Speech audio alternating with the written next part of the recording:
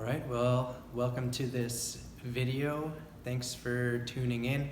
As I have told you guys, I'm going to be trying to record each week's message from youth and put it online because there will be times when maybe you're sick and you're unable to come, or there's a different reason keeping you from being able to come, but you still want to catch up with what we're learning about.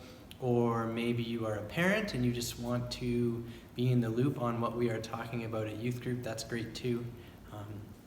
But we're going to get into this series that I have called Get Used to Different. Now, I will blatantly say that I stole that line from a show that I've been watching called The Chosen. If you've heard of The Chosen, or maybe you haven't, but it's a new show about Jesus and his disciples, and it's really well done. I would recommend you checking it out. You can find it on YouTube, or they have their own app. But if you just research that, you'll be able to find it. And this line comes from Jesus, and immediately we kind of see that Jesus, even when he's calling his disciples as he is in this show, so it's kind of outlining the start of Jesus' ministry, and he starts doing things that are really, really different. And so this series is going to be all about looking at that, looking at the ways that Jesus comes and just really flips a lot of things upside down, calls us to live differently as his followers. Decisions he made that were seen as really even controversial at the time.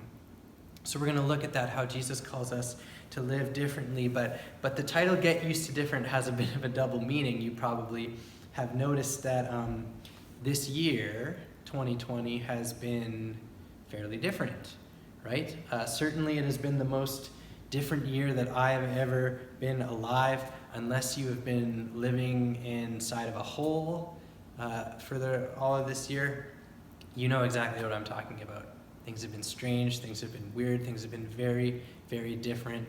And even this format of how we're doing youth group is very different. And so Get Used to Different is kind of just a play on the fact that we're doing things a lot differently this year because we have to.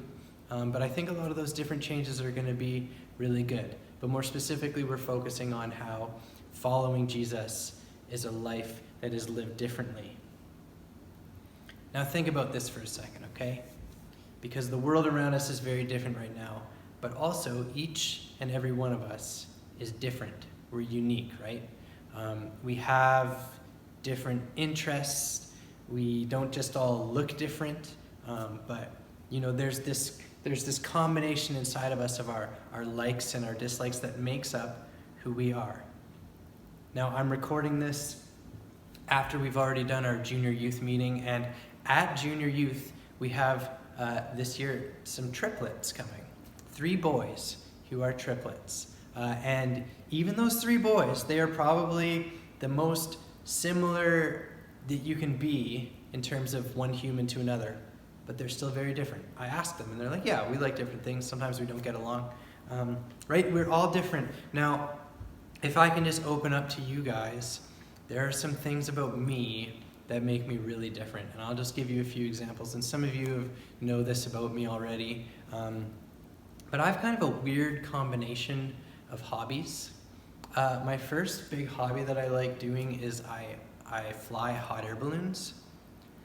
And then my second hobby that I really like doing is catching snakes. Now, if you'll think about that just logically for a second, you've got big, round, flying things, and then small, narrow, slithering on the ground things, and I really like both of them. It's a bit of a weird combo. I don't know anyone else quite like me in that they fly hot air balloons and like to catch snakes. But if that's not enough for you, a few other things about me. I really don't like to eat fruit. It's not that I don't like the taste of fruit, it's just I have this weird, it's almost like a phobia or like, I don't know, a tick or something like that, where I just have trouble trusting fresh fruit. So I don't really choose to eat it if I don't have to. I have met one other person who's like that. I won't say their name, they go to our church though, and I was like, yeah, you get it. But that person doesn't fly hot air balloons or like to catch snakes. So again, this weird combo that is me, I'm different. And then one more thing, if we're really being honest, sometimes music makes me cry. I'll listen to a song and it'll make me cry, and that's just, I guess, part of who I am. Right now, if you think about yourself, I'm sure that you can think of a few things that's like your kind of combo of things that makes you a little bit different. And that's awesome. That's great. It's cool that we are all unique. It's cool that we all have these differences. It makes us who we are. Now think about this. As you're thinking about that combo, think about the fact that God made you that way. He did. He made you that way. He knows exactly who you are. He knows the weird things about you. He knows the different things about you. He knows some of the bad things about you, right? God created us. He knows exactly who we are. And he loves us exactly how we are. Now, I know some of you will have heard me say that before, and you've heard it a million times, but I think it's so important to remind you over and over again that God knows you. He knows everything about you, and God loves you. He loves you so much. And he calls us to follow him. Okay, and when he calls us to follow him, he's like, here's this thing that's going to be a different way of living. And I think it's cool to reflect on, because a lot of things about Jesus were different. And I don't just mean he had some weird hobbies like catching snakes or flying hot air balloons, right? The way that he lived his life was very different than what the people back then were used to, and even than what we are used to now. I mean, starting off, he was born in a really different way, right? Born in a manger, born in a barn, basically. That's pretty different. But his differences started to really appear when he started his ministry, when he started teaching people. And I want to look at some verses at the very start of the book of Mark, where it shows us that almost immediately people started noticing that there was something different about Jesus. So this is the book of Mark, chapter 1, verses 21 and 22. Let me read them. It says, Jesus and his companions went to the town of Capernaum. When the Sabbath day came, he went into the synagogue and began to teach. The people were amazed at his teaching, for he taught with real authority, quite unlike the teachers of religious law. So the people there were used to, obviously, these teachers of religious law, I guess, not having much authority in what they said. And then Jesus comes along, and right away they're amazed at his teaching. They notice something different. They notice that he is teaching with authority. Authority. Real authority. See, here's the thing, and this connects back to how I started here. Jesus, because he is God, he created us, he knows us, he loves us, and he has the authority, unlike any other person, to teach us. He has that authority because he knows us. He knows all about us. He knows what's good for us. He knows what's bad for us. So he does, in fact, have the authority to teach us. And the people noticed it right away as he began to teach. They noticed that authority that rightly belongs to Jesus and to only Jesus to teach us in these ways that we're going to look at. And then Jesus also has the authority to call us to follow him. He calls us to follow him, and he has the authority to do that, right? Like if I were to, and I'm starting these discipleship classes that I mentioned, if I am going to disciple you, let me be very clear, or even when you come to youth group and I stand up here and I teach, or I teach to this camera, okay? I do not have the authority to disciple you or to teach you.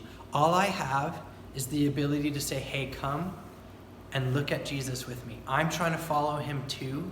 Come with me. Let's figure that out together. Let's follow him together. When I teach, I don't teach on my own authority. I teach from the word of God, which is inspired by God. I teach from Jesus' words that we have recorded. It's not my teaching. It's Jesus' teaching. I don't have that authority, but Jesus does. He has the authority to teach us, and he has the authority to call us to follow him. And this year, like I said, we're going to look at that closely, because Jesus calls us to follow him into a completely different way of living. It's completely different.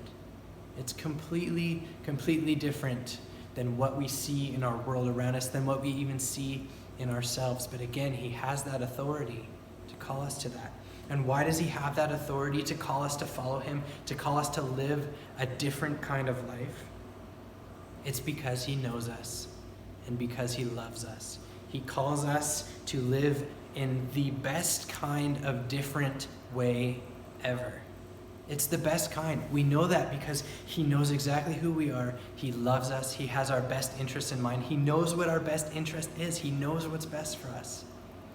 So he calls us to live differently, and that differently is going to be the best kind of different that we can ever experience. So I look forward to looking at that with you guys. What does it mean when Jesus calls us to live differently? What are the ways that Jesus taught and just flipped things upside down and said, this is different than what you've ever known before, but it is the right way to go? I'm excited for this, guys. I hope you are too. Thanks for tuning in, and we will see you next week.